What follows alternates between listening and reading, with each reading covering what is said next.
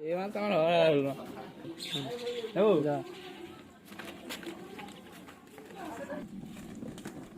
Guys, দেখো আজকে আমরা আবার চলে এসেছি নতুন একটা ভিডিও নিয়ে।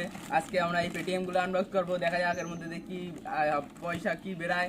চলো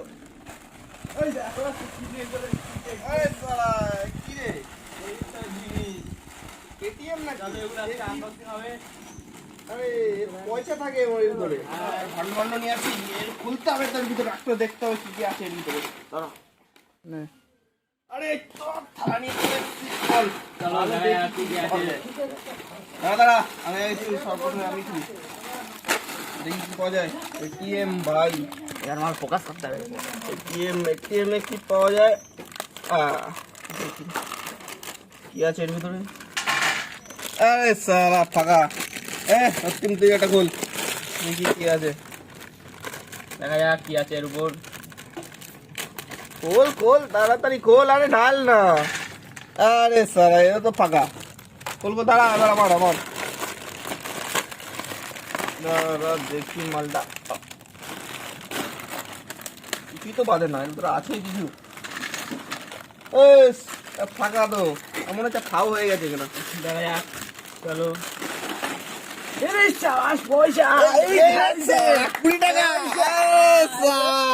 20 টাকা বেড়ে গেছে, আমাদের 20 টাকা বেড়ে গেছে। এই তো থাক, মালটা পাশে থাক, আরো খুলে দেখি। তো এই